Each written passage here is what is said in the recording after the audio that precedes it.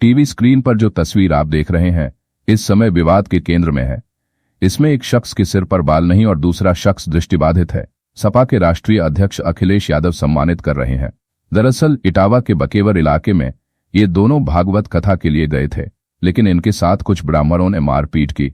वैसे तो अब इस मामले में अलग अलग तरह की जानकारियां सामने आ रही हैं, लेकिन अखिलेश यादव ने इसे मुद्दा बनाया और पीडीए से जोड़ा।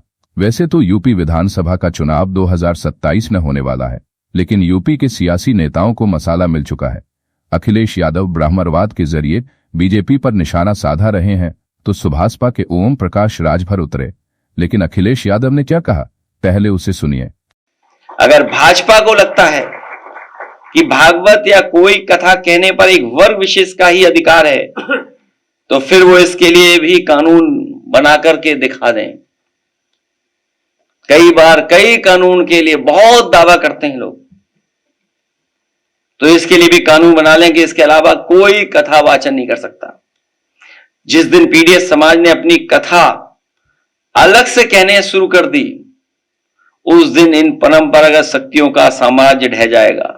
भाजपा राज में पीडीएस समाज को हे दृष्टि से देखा जाता है। आदरणीय रामजी सुमन जी ने तो कुछ घटनाएं बताई हैं, कुछ महत्वपूर्ण पदों पे बैठे लोगों के बारे में बताया है। सुना है हमने कि देश की सर्वोच्च सीट पर बैठने वाले के साथ भी कभी अपमान हुआ है।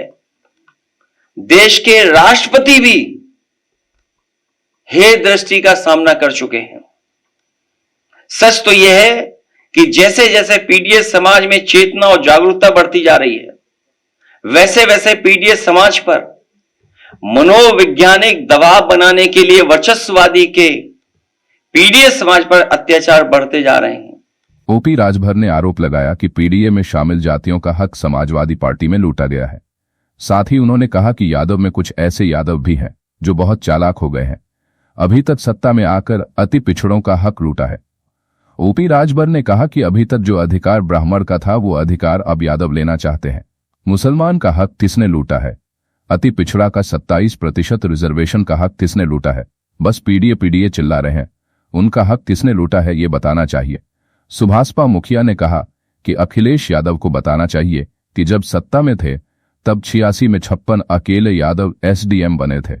अखिलेश यादव के बयान पर जिस तरह से ओम प्रकाश राजभर ने निशाना साधा है, उसके बाद यूपी की सियासत अलग रंग में रंगने लगी। अब देखने वाली बात होगी कि इसका असर कितनी दूर तक जाने वाला है। वीडियो को लाइक, शेयर और सब्सक्राइब करें। देखते रहिए इंडिया अड्डा।